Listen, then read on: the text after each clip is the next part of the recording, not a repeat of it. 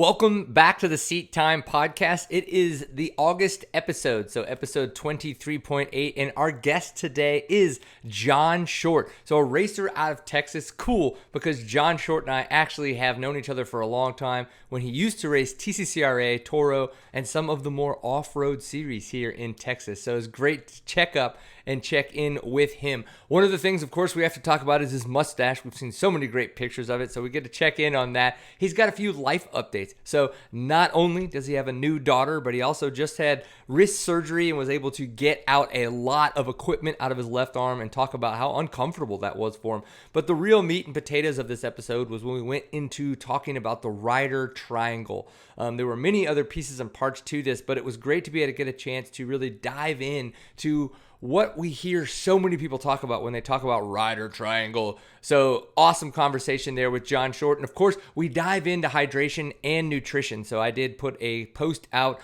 on Instagram that kind of ruffled some feathers, if you will. So it was great to dive into that with him. And then, of course, bike, body, mind, to get a little bit last minute thoughts from John Short before we kind of ended the episode. If you guys want to support Seat Time, remember the number one way to do that is to find the share button, the like button, whatever platform you're on, and send it to your riding buddies so that they can enjoy listening to Seat Time on the way to the trailhead. The second way is we do have membership options now. So just $5 a month, you could support the efforts here at Seat Time. It's at buymeacoffee.com/seattime. So that's kind of like our Patreon, right? And then, of course, you could do that through Buzzsprout. There'll be links in the description wherever you're listening and or watching, but the one on Buzzsprout helps support the hosting fees for the podcast. And then, of course, the one on Buy Me a Coffee is money that comes directly to us. So then all of the other aspects of this, so the hosting fees for the website, other things like that can be supported. If you just want to wear some sweet Seat Time swag, you can do that at shop.seattime.co. We really appreciate your support. So hopefully you enjoy this episode and enjoy getting Seat Time. I mean, let's hit it, right? Like John Short, holy moly, like you have got some life updates going on. Like one, I don't know, the mustache is kind of there. You're freaking me out a little bit. It looks like you might be trying to grow out a beard. I'm not sure. You've got a daughter. You were getting all kinds of things pulled out of your arm. Like, what's the most important thing? Like, where do we even start, right? Well, I'd say the coolest thing on right now is, most it's pretty cliche, but like my daughter, that's probably the coolest thing going on. It seems like every day we've got a new, something new she's into, something new she's developing, a new personality trait or something. And that's like really cool to me to kind of start to see myself in her and Ashley in her. So, that's the most exciting thing. Yeah, I got my arm bar out. So, there's a lot of interesting stuff going on, but, yeah, I'd say the daughter is kind of on the top. So. Yeah, man. Yeah. So, when did you guys find out, right? And kind of like, what was that like for you finding out that you were going to be a father? So I guess it was, my timing might be off a little bit. I think the end of summer last year. Yeah. It was kind of funny because Ashley, I always told Ashley, like, yeah, like when we have kids, like I don't really want to race or anything like that anymore. I feel like that trumps puts myself above my responsibilities in a sense, right. You know. And she came to me one day and was like, hey, I'm pregnant. She's like, but I want you to race. I want you to race, you know. And she's like, you're going to quit racing, aren't you? And I was like, we're just going to take life as it comes at this point. Like, yeah. We're not struggling to the degree, you know, I don't know. So, yeah, that was really it. Honestly, we use our dog as a bit of a pawn. So I think she had put on the dog's little bandana or something, like daddy to be or something, you know. Oh, cute. Yeah, it was the same thing when I had proposed to her. I used the dog's bandana, the same thing, you know. So. So she knew how to get to you. That's awesome. That's super cool. Yeah, but I was just like, oh, cool. That's kind of my personality, though. I kind of just take things as they come, whatever it is. It is what it is. Cool. Let's enjoy it. So. Well, that sounds kind of like what you were talking about when you were showing us the video on Instagram of the literal like bars getting threaded out of your arm. So that was something that did happen during Supercross this year, and I think you did have to leave a little bit early because of that. Talk us through a little bit like what happened and kind of why the newer operation. Yeah, so kind of the rewind, dating back to say 2021. Yeah, I was on the Honda. missed last season, I've had issues with this wrist for a while, and it finally I had a crash before Supercross 2021. I'm sorry, 2022, in December, and I pretty much finished it off. And I was like, oh man, I'm gonna get through Supercross and have it worked on. So in May of last year, I had a fusion, I had a scaphoid removal, and I thought it was good to go. And apparently, the fusion never healed. It was just held together with hardware. So along the way riding Supercross, I've dinged it up in the off season last year, and so basically I was riding all Supercross. The hardware had backed out, the fusion wasn't healed, and my wrist was basically collapsing. And I was, as a racer, like I kept telling myself, hey, it's just gonna get better from here. Just deal with it. And that was kind of the mindset I had. But in all reality, my wrist was just pretty much toast. So I actually crashed midway through Supercross in Nashville and got an image to look at a ligament tear in my thumb. And all the hand specialists I sent it to were like, hey, so yeah, your thumb's torn, but your fusion in your wrist is like not good. You need to get that addressed. And so, so that's what I had to do. I pulled out of Supercross, and right now my main goal, aside from riding anything like that, is let's get my wrist as optimal as it can be for the rest of the remaining years I'm going to live on this earth. So that's kind of where I'm at right now. I think it's such an interesting perspective. If we were just talking about different kind of mindset things, is as I'm in my mid 40s, I literally turned 44, right? Like in a couple of days. And it's so interesting that now, like the past 5 years of my life, the things I do today are so that I can make it to my 90s. Do you know what I mean? Like I live now and I treat my body in a way because it's like I want to walk into my 90s. I want to kick ass as long as I can on this earth. But man, when we are in our 20s, dude, that is not the way that we live our lives, especially as dirt bike racers. Like everything we do is for the moment. And if it doesn't serve that immediate purpose, and it's such an interesting, different way to live life, different mindset, the way that we approach those things.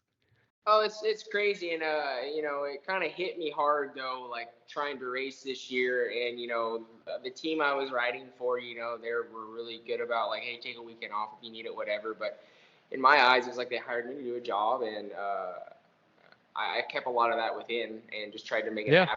And I kind of just got to a point where I wouldn't go that extra percent, and you have to perform. I wouldn't go that extra percent because I knew if I dinged my wrist over jumping something, my night was done. I was basically just I couldn't hold on to the bars. So, I was honestly relieved when I found out my wrist was, as bad as it sounds, torn up that bad, because it made me feel a lot better. Like, wow, okay, my wrist, this isn't the best it's going to be. We can get this thing fixed and get more out of it. And I want to be able to play golf with my daughter later in life. If she's into that kind of stuff, just whatever, Yeah. That's awesome, though. Go ahead. Yeah. Why the external? I guess like I don't know the technical term, right? But why the bars on the outside, right? That's a fusion kind of thing in the sense that it has to hold it still. But what is it about your wrist that was so bad that you had to have those external pieces to hold it together? Yeah. So the original fusion, you've got all. I think there's 5. Don't quote me on that. Your metacarpals, including your scaphoid lunate, along the base of your wrist. There's supposed to be an appropriate joint spacing and lubrication so that you can bend and move. My joint spacing was gone essentially, and it was tearing up the whatever that cushioning is on your long bones. I forget, but so essentially, when all the hardware came loose, my wrist continued to the spacing continued to reduce, and I had a hardware actually tearing up one of my bones, just grounded on it. So Dr. Viola was like, we want to try and pull as much of that spacing back out in your wrist as we can. So we did, I believe, 5 pins and tried to put the bones back anatomically where they go and create some more joint spacing, so we can get range of motion as much back as we can. And the arm bar is basically, it prevents any, the external fixation prevents any micro movement like you would get in a cast, how you can still flex, contract, and it's basically locks your hand and prevents, I get it's a pain, man, just because you're at the risk of infection the whole time it's there, having those open incision sites. But I'm confident he used it because it was the best avenue to go down. But yeah, glad it's off. I'm glad it's off. So. dude, I can only imagine just the casts and the different pieces and parts that I've had throughout my life. It's like, oh my, yeah, just getting a cast off feels amazing for the first time. So literally having metals, unscrewed that's been holding you together like that has got to be one hell of a freeing feeling. Yeah, and I knew it wasn't gonna take long to get it off, so I wasn't like nervous about it, so to speak. But man, I tell you, I didn't know how tight those the pins or rods coming Right. out of the arms were. That was crazy when they started to torque the wrist, to get the rods out. And your wrist is what's keep counter movement. Man, it was like breathtaking. So it was crazy. That's nuts, man. Okay, you're in Texas. I believe. Are you originally from Texas? Because I know we were talking about this earlier. Like as a mini rider, like I knew who you were watching you race TCCRA, doing some Toros and stuff like that. Are you originally from Texas? Yeah, I've been right here in North That's Texas awesome. the entire time. So I kind of hermit away a little bit. I don't go to a lot of local tracks or local races and stuff. But yeah. Well, that's what I was going to ask about. Like, you're a Texas trainer, right? You are a professional motocross and supercross racer that trains out of Texas. And you do have a little compound of guys that you kind of do that with that I do know come in and out. But why, right? Like, why Texas? And what is it that you're trying to set up for yourself here? Man, I wish I had like a good answer for that. Just to be honest, I've always enjoyed being around my family and just being, I don't know, at home, I guess. And I used to live with my mom, so it made it convenient, especially when you don't have a big budget to go to places, to go to an MTF or stuff. So kind of I guess what I've done in the past is I'll go somewhere like MTF or Club MX for a week or two in the off season and kind of basically benchmark, I guess, and then come home and cycle a training partner in or out and try and get a little better that way. So yeah, I like being around the people I value, I guess, so. Yeah. How does the weather and the temperature work out for you guys? Like, I would say that traditionally, majority of the year, which is pretty good, but right now when it reaches the hundreds, like it's pretty disgusting. So, how do you guys work around the weather here in Texas? And obviously, right now you're not riding, but on a more normal sense, I guess. Yeah, I'd say in the past, like last season of outdoors that I was able to race, at this point in the year, in my opinion, your fitness is established, your training's kind of, I don't want to say done, but you're almost more so fine-tuning, maintaining during the week. So, man, I would go to the track and I would do half of what I would normally do, a couple 20s and go home, or if we're working on a skill, just honestly limit my time in the heat, basically. That's kind of how I handle the heat normally.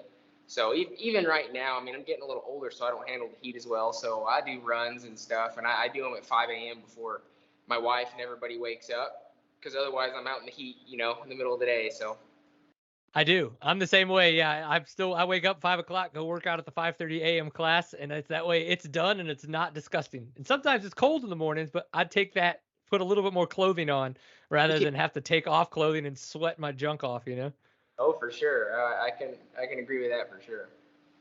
Well, who is it that you get a chance to ride with? I believe it's Cartwright was one of them. He was on the Pulp Mix show recently, kind of talking about all that kinds of stuff. Who else are you over there that comes in and out and rides with you?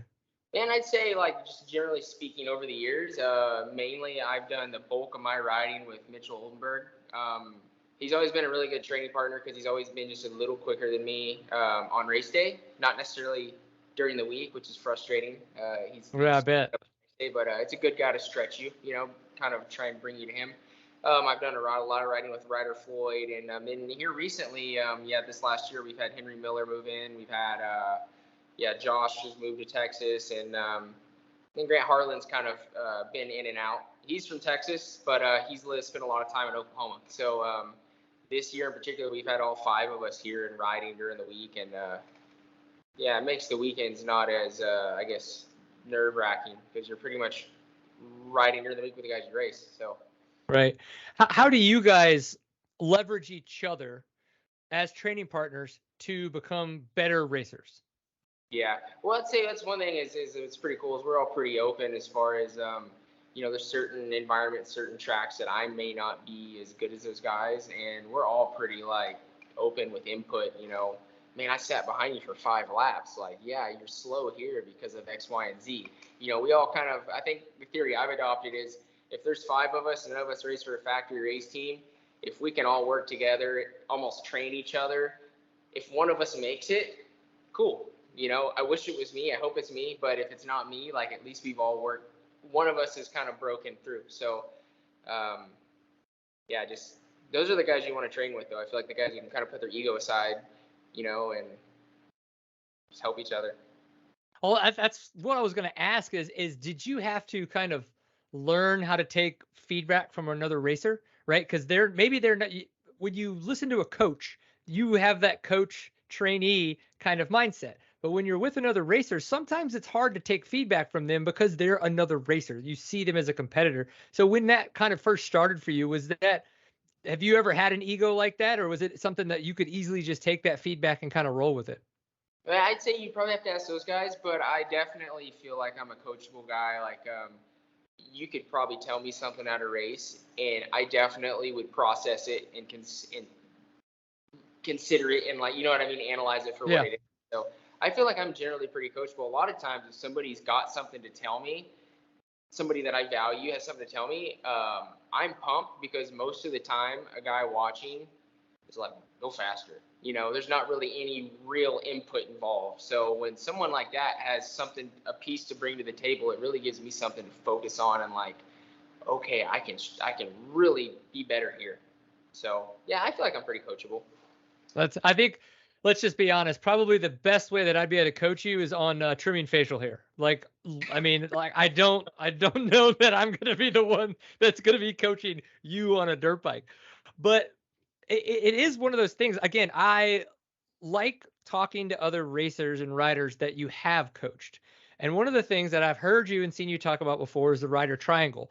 Now, on Seat Time, I have been kind of trying to, pick and choose a couple guests to kind of like work in this training aspect so that we can kind of start to break down, because the rider triangle is so overtly talked about, like, duh, we should all know what it is, but sometimes it's really hard to take it back to the basics. And so I was kind of hoping you could help us do that. So, like, what is the rider triangle to you at kind of a base level, and why is it something that a rider might want to worry about? I think that statement alone brings on many different meanings for different people. Like, when I say Mm. triangle, I'm thinking, man, what's the definition of that? I don't know, but I think what brings to mind there is basically just like outfitting your motorcycle and your body to really suit whatever bike you're riding. You know, a Honda's different from a Yamaha, etc. So I have a certain way that I believe your bars, your levers, your pedals, everything should be set up for you to optimize positioning. And that kind of overall is the same for each motorcycle, but it also is a little different. You know, certain motorcycles, like I feel like a Honda, unless you've modified it, I feel like you can sit a little bit further over the shock. Just really, to me, lever positioning, your bar positioning, and how you can put yourself in a position on the bike to utilize your strong points, your legs, your hips, and where your head are at. That to me is kind of, those are just some I guess, points that come to mind when I think of the rider triangle. Yeah, and one of the things that I've just noticed with short form content, one of the things that we were talking about when we were texting back and forth, it's so hard to take information and make it digestible and quick, right? But that's what we have to do today, right? It's just all these like point blank statements. And so you see across all these things, people taking a screenshot of somebody in a video, they've got a triangle laid over it, and they're trying to show you how their rider triangle is wrong, right? And it's like, to everything you just said, I'm like, what you said makes so much more sense to me about a rider triangle than like looking at an actual, like, somebody trying to do a triangle on a body. And what I got from you is a lot more about understanding how to feel yourself on the bike than it is being in the right position. And does that make sense, or is that a little off from where you're headed? Yeah, no, I mean, I think definitely that is a big part of it. Like what I said, it does have a lot to do with feel, like understanding where to put your body, being neutral, and leveraging the motorcycle to get the traction and the weight where you need it at any time. So simply. Okay. Yeah, and so let's break parts of that down because we got our pegs, right? So that's Yeah. like the point that our pivot, where our legs, you said those big levers are going to be our legs. We've got our hips, right? So then we're leveraging at the top of our legs, or then our arms. Our arms are there at our handlebars.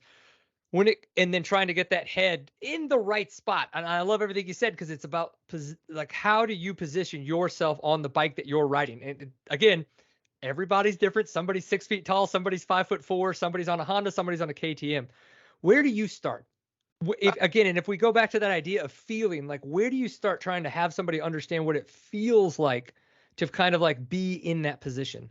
Well, so A, for me, like when you talk about your point of contacts, like your feet, right? I feel like if you're just starting out, if your feet aren't in the most optimal position, everything that follows it isn't going to be optimal. So, Mm. like everyone's blown away with Jet Lawrence, Chase Sexton, Eli Tomac. Well, look where their feet are, right? You get your feet further back so you can really lever and put your weight down low, and that really helps you to open the hips up. The further forward those feet go on the pegs, I feel like that's where you get guys really going forward with their knees when they stand and locking their hips up and putting the weight in their arms.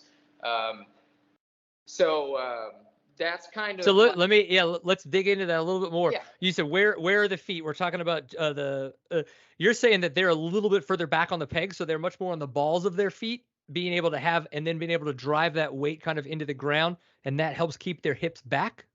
yeah, exactly. Okay. So for me, if this is your foot peg and you've got your Yeah, foot yeah, yeah. further Perfect. forward you are on the peg, right? A lot of times we do need to be on our arches so we can, when we're sitting, so we can get forward. But when, generally speaking, if the further back we can ride with our feet, the more we're able to put our weight into our pegs. That allows us to ride with a straighter leg and open our hips up. The more that we have our feet forward, the less we're using that ankle flexion.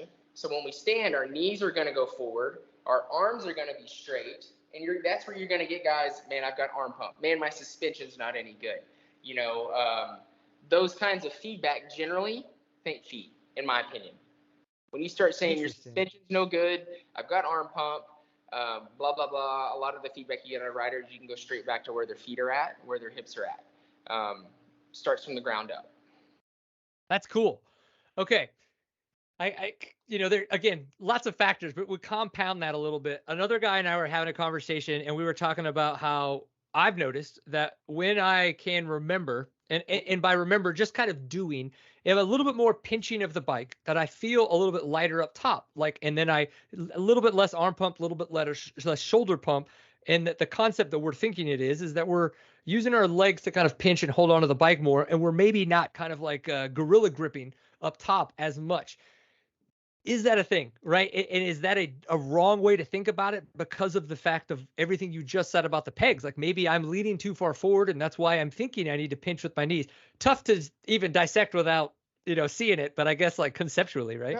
No. I mean, like, so I'm gonna say this as a guy who is by nature a gorilla gripper, right? And that's you'll see my best work 15 minutes into an outdoor national because I finally get so dang tired and get so much arm pump, I start riding right. You know what I Right. mean? So yeah. So I train kids at all levels, and I see this a lot where sometimes kids are in a good position on the bike, their feet are back, their legs are straight, their hips are open, but they're still hanging on with their upper body because they're really not pinching the bike with their knees. So the whole purpose of getting yourself in that position is to actually not just be in the position, but utilize that stature and pushing into the peg, squeezing in like Villo with your toes in. And another thing, just to add to that context is part of that is you don't really want any of these joints locked out in your body. When you think suspension, Mm. you have a linkage bearing locked up, bike works awful. Okay, well, if we're riding around with our arms locked out, our bodies aren't going to work as efficiently. So Right. it's always good to have a little bit. If your legs are where they need to be, you're pinching, and then you can have a little bit of a looser upper body, and it's absorbing all the movement in the bike and what the forks are feedback. But the second all that weight's in your arms and you're holding on with your arms, you're going to notice that front end and everything it does. And I'm no professional No, trainer, I love that. but these are just some of the things that honestly I think about when I'm riding, when I'm having technique days myself. And a lot of times what I'm working on is what I'm working on with my clients. It kind of Right. helps understand it on different, different perspectives, I guess. Yeah, and I noticed you put your hands kind of to your chin, and I could tell that you were talking about that position a little bit. Is that a typical right over the bar, right? Again, or is that still a body bike kind of placement that it's very determined by rider and bike? Yeah, I think it is all determined, but overall you want to be, if you're in that foundational position of hips back, shoulders over your knees, if you're riding sand and you're on a Yamaha with a low sag, you can probably be a little bit behind the handlebars. But ultimately, that's a feeling, right? Wherever you are, you want to be in front of that horsepower. You want to feel like you're not hanging on under power, but you're getting pushed around the racetrack. And that's how you know you're really hanging on with those legs correctly. Your point of contact with your knees, because your feet are in the proper position, is over the shock. And, it's kind of a balance, right? When we go to use our brakes, what's the bike doing? Pulling us to the front, But If we're in the proper position, the bike doesn't pull us over the front. We're able to hold ourselves back. So, that's just kind of my rendition of over the phone telling you. No, I love it. I love it. That's why, like, I see a thing and I want to break it down. So I appreciate you sharing all that. And then hands, handlebars, levers, right? All kind of come into play here. How do you like to set up your levers? Why do you set them up that way? And do you kind of have a concept of how riders should start to play with that if they're wondering if levers are in the right place? That's all so crucial. Like, y'all get people show up and their levers and bars are over here, and I'm telling them to do things and interacting with them, and I'm like, I sit on the dirt bike and I'm like, there's no way you could ever do what I'm telling them to do. So that's honestly one of the first things I like to do is, while kids are getting dressed, without even saying anything, I like to sit on their bikes, kind of talk, and I'm analyzing things. But for me, I like the levers just to be an extension of my arms, right? So I'm real big on being in a neutral stance, whether we're sitting, whether we're standing. But if I'm sitting down, I like the shoulders up, like there's a broomstick behind my elbows. And I don't want the levers down to try and help me keep my head forward. I see a ton of people do that. I don't like them straight up, set up for back. I like them real neutral, maybe at a 30-degree angle or something like that, to where sitting, standing, they're accessible. Because the more of an understanding you develop with your controls, the more you're going to start to realize that there are areas of the motorcycle track that you may be on the back brake, front brake, and using the clutch and the throttle all at the same time to get the dirt bike to do what you want. There may be times where you're not even using anything. You're just free rolling. But you want to have everything in such a neutral position that you can access whatever tool you need to at all times. And I like to run those levers a little further in to really promote that broad stance. Because that's one thing I see out of a lot of guys is they practice on these awesome tracks with awesome ruts. Well, they lose that understanding of how to sit on top of the dirt bike and everything work around the rider. They get in that habit of always leaning with the bike, pushing the weight of the tires against something, whereas you look like at a Kevin Windham, and he's always on top of his dirt bike, putting his weight straight down. But he does that. Right. He's got such a great position where he can lever his arms, lever his legs. He's super neutral. So short story long, that's just a little of my taste on that.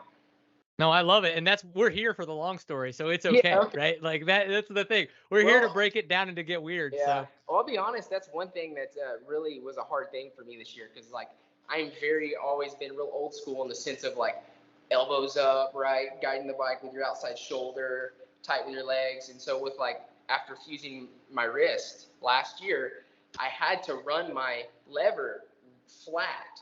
That's the only way I could reach it sitting and standing. So I really got in the hard spot where I'd be going through a corner trying to guide my, put some input to go right, and I couldn't reach my clutch. And so I had to start working on trying to ride with my arm down so I could reach it in the corners.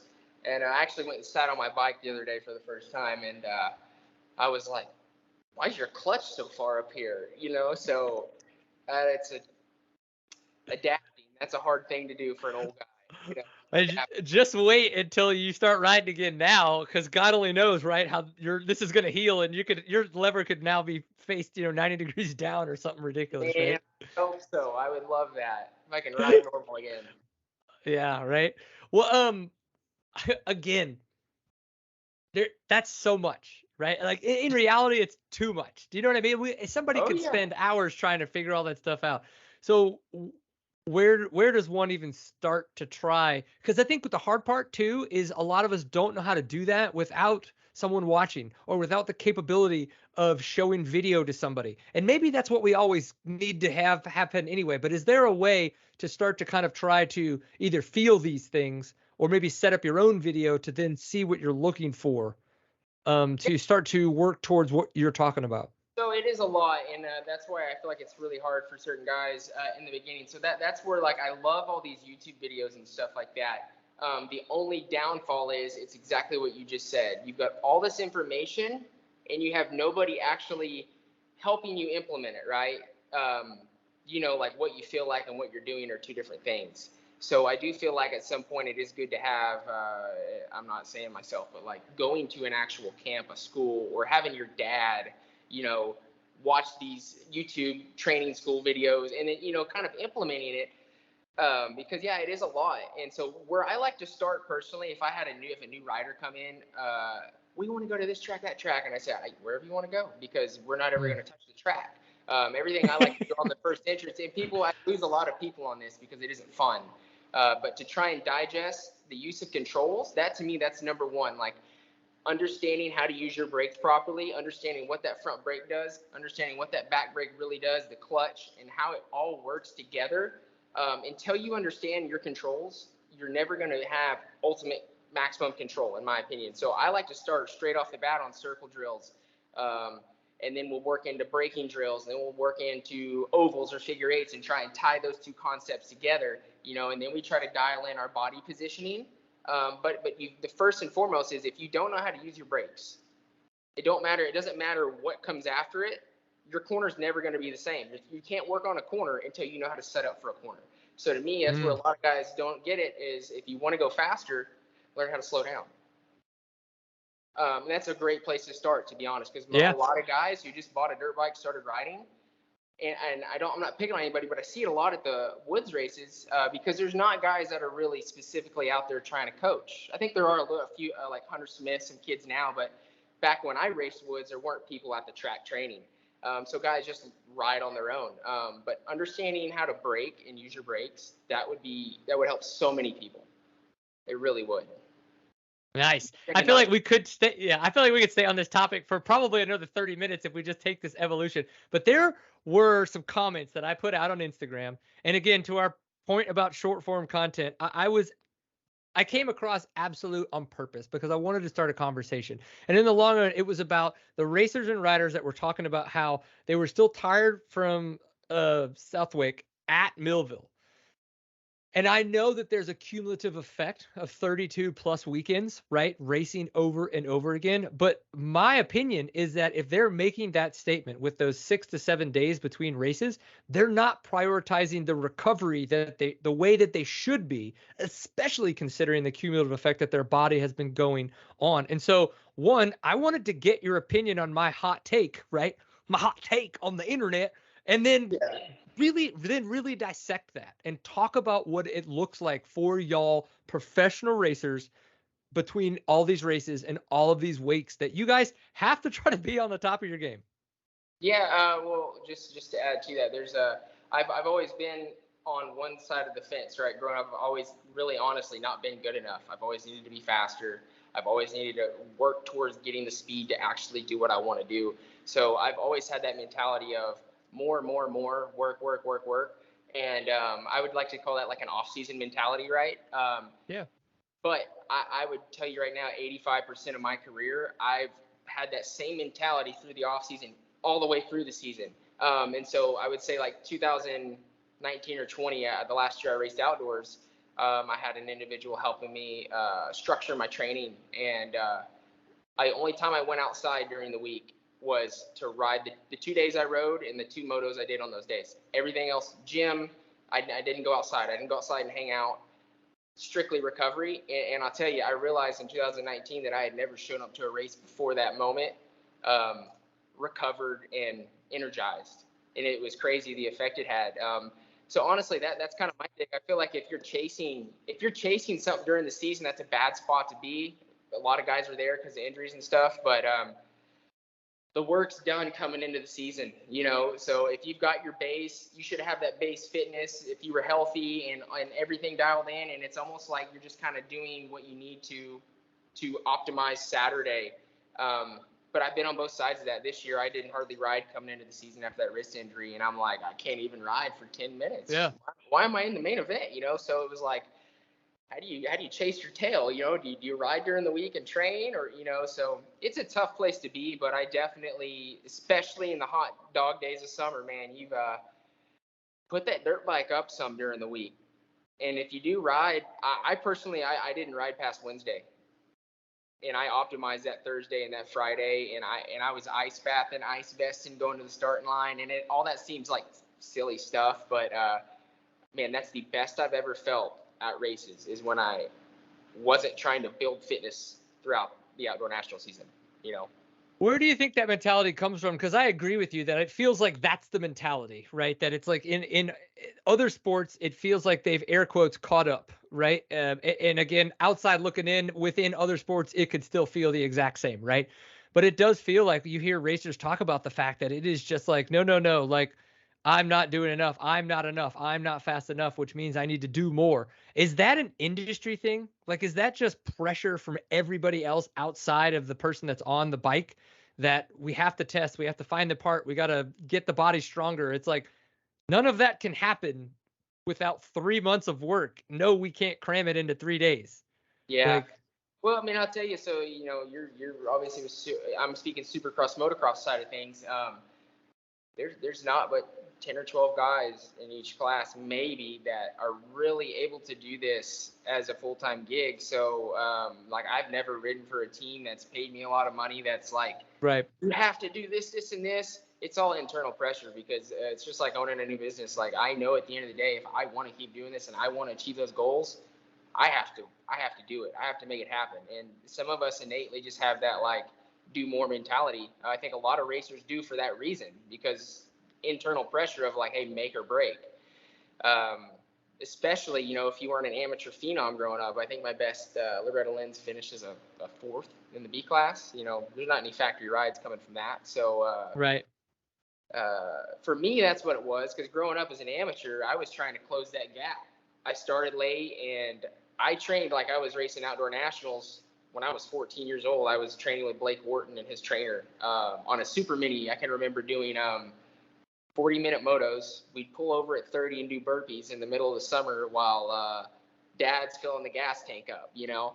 So, and some of that is necessary, you know. As a kid growing up, it's like, is that going to make you the best right then? No, but it is instilling work ethic. You know, it's instilling that hard work and those qualities. But as a professional, it should be more about what is going to put me in the best position on Saturday, you know. Yeah.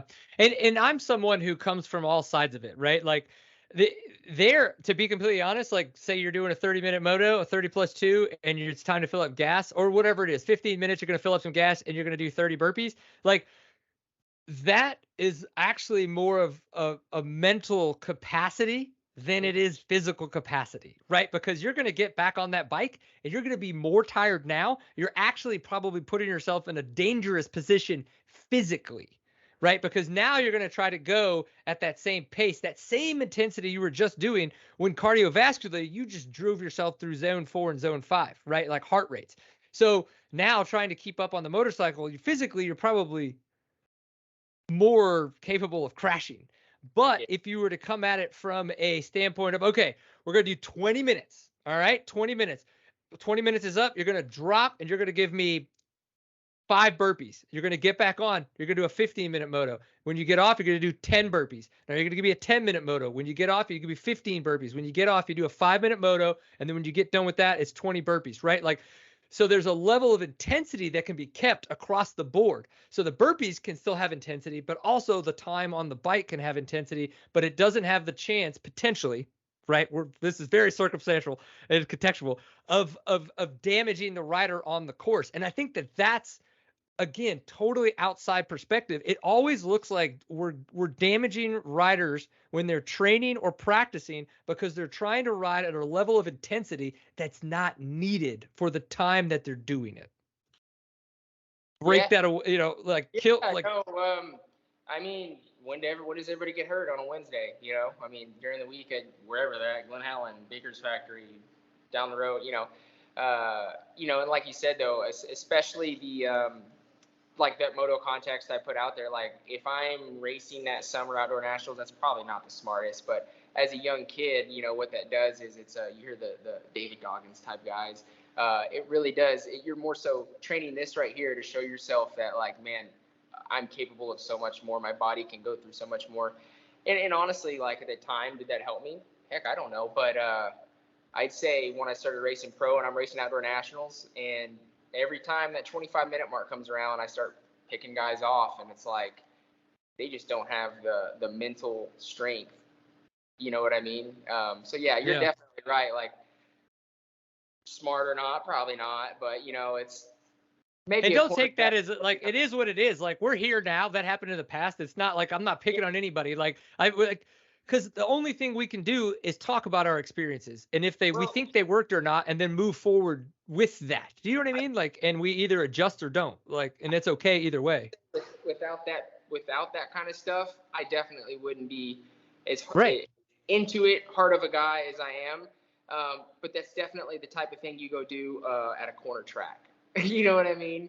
Maybe not at the gnarliest motocross track there is, right? So you kind of smart about that. Like, I can remember 2020, I raced a couple outdoor nationals because I was pretty much hurt the whole time. So, but I went to Minnesota and rode with Jeremy Martin because I've always wanted to like train with him, and he had like a similar mentality that I did as far as the hard work, except he's obviously like a 2-time, 3-time champion, so he's gnarly, But I can remember this sand track they'd never prepped. It was someone's random track, and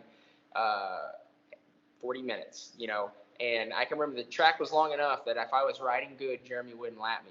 And it hadn't happened yet. He lapped me every time. So, I just knew, like, if I could lap him before I run out of gas, because I ran out of gas for whatever reason before he did. I ran out about 37, and then I just kind of walk back and get some gas, or Jeremy would bring me some. So that was my goal every single moto, and it kept me very motivated. It was like, I got a hammer, or this guy's going to catch me. I could hear his bike getting closer, and I was like, I got to hurry and ride this sucker and run it out of gas, because that was my goal. But kind of cool, just cool memories, just thinking back. So, a question to that: do you think, what were you telling yourself on the bike during those 37 minutes? Right? Were you consciously like judging yourself and telling yourself to ride harder and ride faster, or do you feel like you were actually in a little bit of a let it go state? No, I'm pretty, like, I'm sometimes too default analytical. So like while I ride, the whole time I'm riding, I'm always like breaking down, like, my breaking point, early throttle, like, man, get weight to the shock and try and get to this side of the track, almost to a fault, because I ran out of gas one day and I really thought I was crushing this sweeper, and then here comes Jeremy. He had like a lap left, and I mean, the throttle never shut off. Here comes the clutch, and I'm like, well, he's flat out just got more intensity than I do, so sometimes all of that technique stuff at that level, right, certain tracks, it just goes out the window, like who wants it the most. But if I'm not, and when I get tired, I naturally go back to that technique for whatever reason, and that's why generally when I get tired, I ride better. Don't know why, but I smooth out and don't try. So, I'm just trying to max momentum in all the areas I can. Love it. Again, another topic I feel like you and I could just hurl on for another 15 to 30 minutes. Okay. Nutrition and hydration. Yeah. You were kind enough to comment on my Instagram reel about Hammer Nutrition. So obviously I know that you use Hammer Nutrition.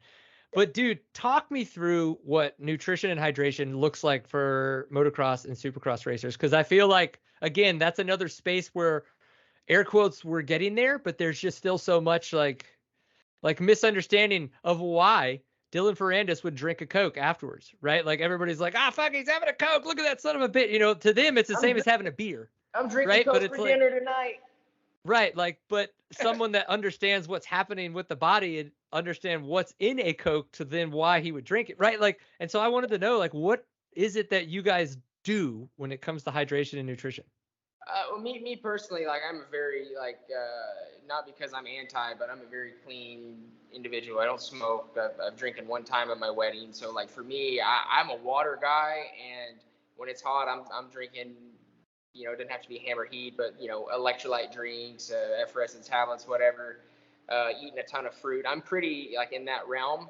But I still think like in our sport, it's just now coming around where everybody's starting to understand a little bit, you know, like, hey, this is actually important. Like I can get more out of myself literally through my nutrition, you know, because there's a lot of guys who have a lot of talent and for whatever reason, they can't like race for 15 minutes. You know what I mean? Yeah.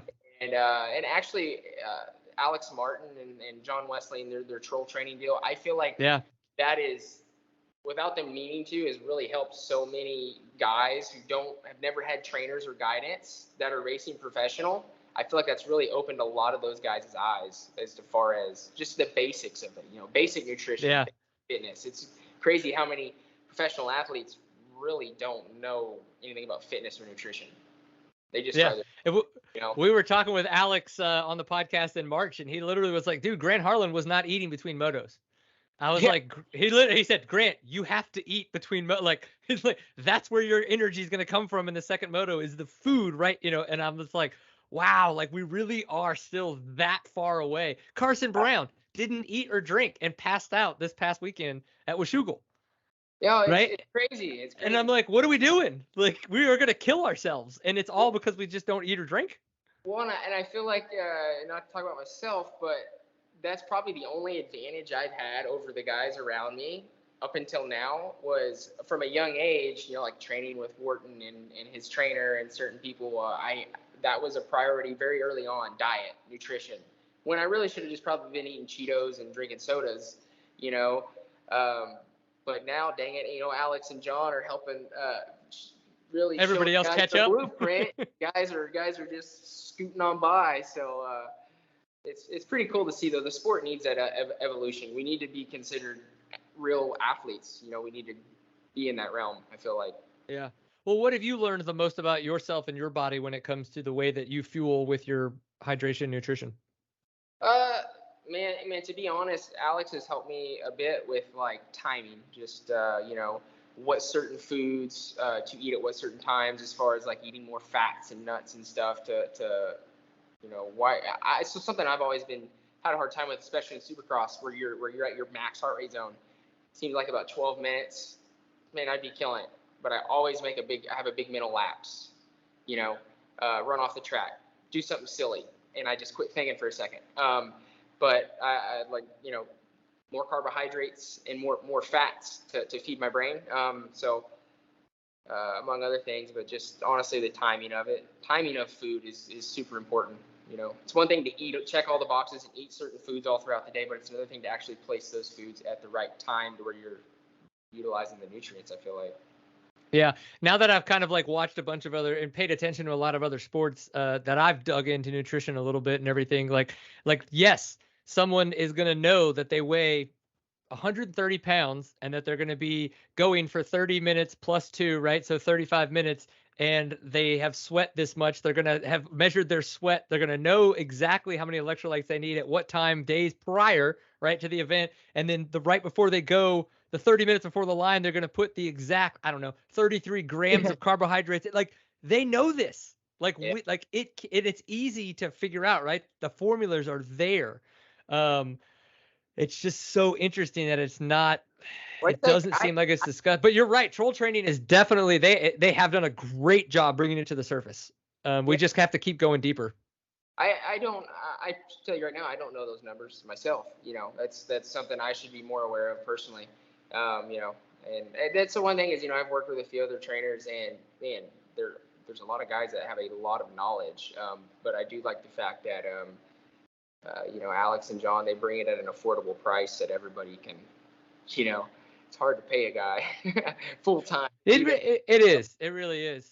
Well, with the Hammer Nutrition, how do you leverage Hammer Nutrition, right? Like, because that's the thing is My biggest thing is I don't want anybody to think the only answer is supplements, right? There is a lot that we can gain from whole foods and the way that we would eat, either going into the weekend, even on the weekend of a race. And this is for all of us, right? Just the weekend woods rider, and then post race for recovery, right? But the reason supplements exist is just for that. They supplement all the foods that we can't eat. Can't eat enough protein, get a protein shake, right? Like, or you're looking to get that food in quicker because you're trying to recover faster for the next event, use some supplements, right? Like that's kind of the idea. You could drink your carbohydrates, drink your protein.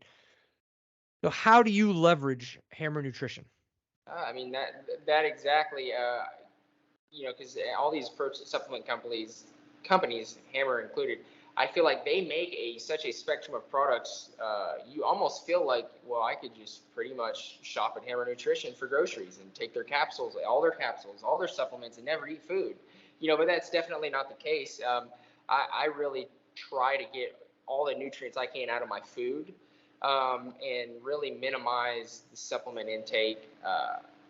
Unless it's needed, right? Race days, like you're saying, I like to make a smoothie or something like that between motos, liquid intake, because it's easier for me to intake, kind of knowing your body. Like some people can eat just fine, some people can't. For me, it's easier to drink a cold drink after a 35-minute moto, you know, and throw some Recoverite in it and some berries and, whatever it is, some protein. And yeah, I just honestly, I probably don't utilize it like I should, but they also do have a pretty cool breakdown as far as what their recommended protocol would be to supplement your diet.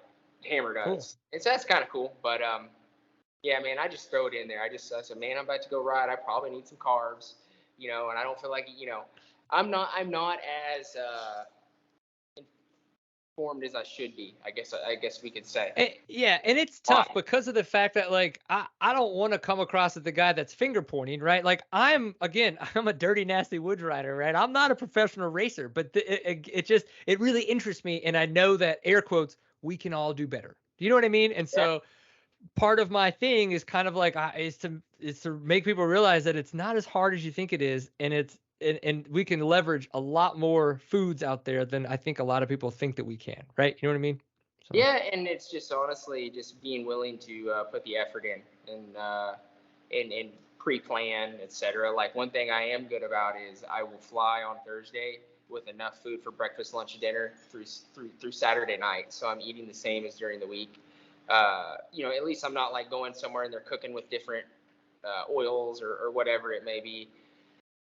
But yeah, it's tough. It's some guy. The more people you have at the races in your corner to assist with that, the easier it is.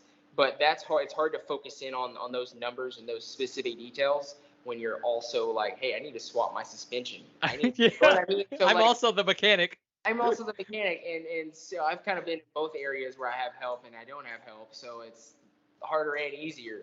Yeah, absolutely. You're absolutely. But and you said you fly with your food though? I do. I bring a big cooler. I mean, I fly with I eat the same.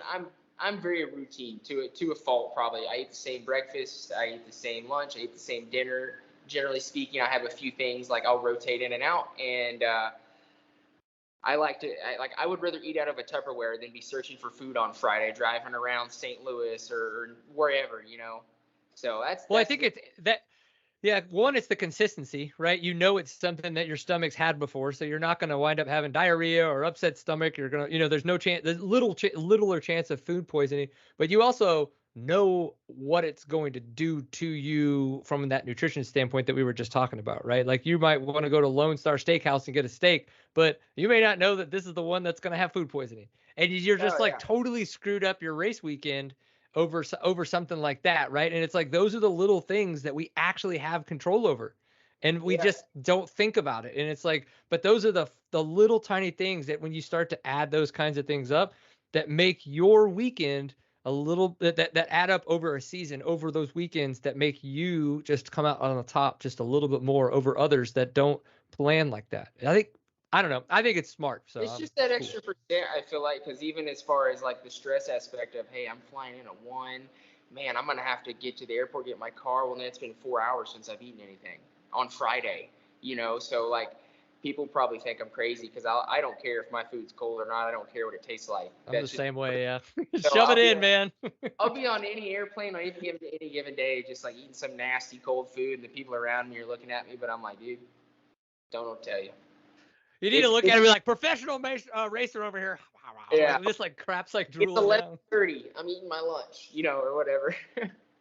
I love it. Well, before we wrap this thing up, I've been kind of doing this like bike, body, mind. So it just gives us a chance, kind of rapid fire-y, take as long as you want in the long run. But kind of, what is one of that thing, like that John Short bike thing that's super particular to you? Man, I don't know, man. I bet if you asked anybody who's done my suspension and my bike work and stuff and helped me with that, they'd probably be able to answer that really quick. Because in my mind, I'm not a very picky person, but I probably am a really picky person. I probably really am. I know what I want. Yeah, for me, rider triangle, like legitimately, that's crazy. Like I need to have the specific barb in. I want the levers in the right place. I need the feet pedal. Like I'll come in and adjust my brake pedal just to the right height, my shifter, like. All of those things are super important to me.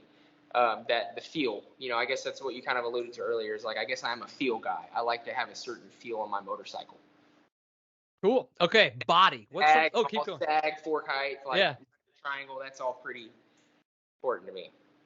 Cool. And then what about your body? What's something about your body? Maybe the way you train, anything like that, or just whatever comes to mind. Man, if that six pack's in there, I feel fit. No, yeah, honestly, it's backwards thinking, but if I've checked all the boxes on my training, and that's part of why I have to kind of normally have somebody kind of govern me, because I'm that guy who will like, no, I need to do more. I need to do more. So if I can check all the boxes in my training, I'm pretty confident that I've done the work for Saturday, and that's part of what Alex and John have kind of helped me with is like, hey, you need to back her down a hair sometimes, I like that. Yeah. And then mind, right? Like, what have you learned about yourself in all of this that could help other people? I'm my biggest worst enemy most of the time. Honestly, just the fact that it's easy for us racers to put too much pressure on ourselves and think way too much. Anytime I've had my best results, and that's something I've started to figure out is if I can kind of just isolate myself from people, take a nap, I guess kind of get to that present state, do some breathing, like just be in the moment. I enjoy myself. I have fun. But when I think through the race, I think too far ahead. I think. If I'm on the starting line and thinking about how I'm going to attempt this area on lap 10, my race is done already. So just really living in the present moment. If I'm on the starting line, I can't be worried about how gnarly the whoops are. I'll get to the whoops and instinct will take over. That's what I have to tell myself anyway. That's the things I work on a daily basis is trying to keep myself present. Love it, dude. Okay, what did I miss? Is there anything else that you're just like, I really wanted to talk about this thing? Oh man, I don't know. I thought we had a pretty good conversation. Cool. Not really. I've talked about me enough, so I don't know. That's all right. We'll put it this way: you're the reason we're here, right? You're the one with the knowledge and the racer, so it's okay. So I will say this: you started the podcast earlier talking about woods racers and how I'm a motocross racer, but I've helped woods racers. I will say, I feel like riding a motorcycle is riding a motorcycle, right? I feel like if you are a good motocross rider, you can do well in the woods. If you're a good woods rider, technically speaking. Like Caleb Russell going and racing Unadilla, right? He's just flat out a good rider. Ryan Sipes is flat out a good rider. So that's something I wanted to mention earlier in the podcast is I don't think woods racers specifically need to train on woods. They can ride motocross, and I think that's very helpful. That's something that Hunter Smith actually did a lot a couple summers ago. And even myself, I feel like us motocross guys should get off the dang prep motocross track and go ride some beat corner track in a field and some woods and ride more diverse things, That's something I feel like is super valuable. I love it, dude. Well, then I'm going to go to a motocross track and send you video and just get torn to shit. Like, you could use that footage to make sure everybody does not do what this guy does on a motocross track. It'll be great for your channel. No, man. Well, unfortunately, my channel's pretty much non-existent. So that's where I need some help, some support, some coaching. The social media. I'm no social media guru, so. Well, I am looking. I truly do want to make some content where I get to get on a motocross track. Maybe it's exactly what you said. It starts where it needs to start, right? It's training with John Short, the John Short way, kind of a thing. And we make some content together, and it would help me obviously become that much more of a technically sound rider. And maybe there's a chance then to kind of like put your name out there a little bit more as someone willing to help other racers and riders. Yeah, sure, man. That'd be cool. I'm all into new adventures. So. I love it, dude. Well, dude, get to your wife. Hopefully not your daughter right now. Hopefully she's asleep, right? But in the long run, get back to your life. We really appreciate your time and just keep being awesome. And just you gotta bring the mustache in just a little bit more. I mean, if I had any advice, it's just come on, you're teasing us right now. Yeah, well, see, I like to fertilize it, grow it out, and then on Friday before the race, I go ahead and get the straight edge and etch it in. Understood. Okay, you got your process. I will not get in the way anymore. No worries. Thanks, dude.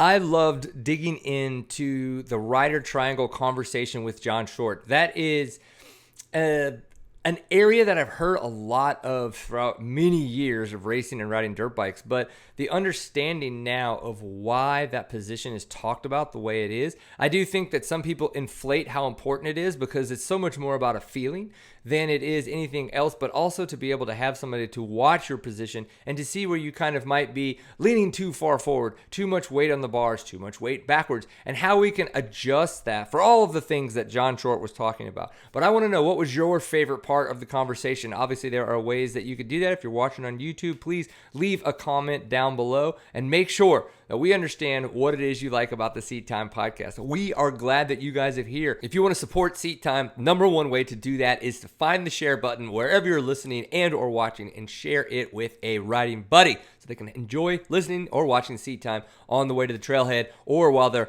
at work.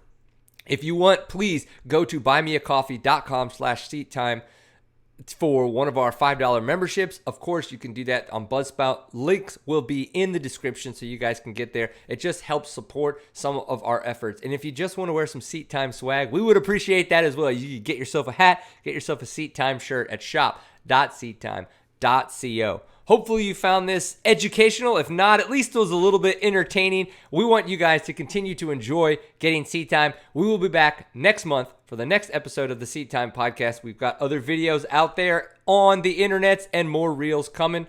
After that, we just appreciate y'all being here. Peace.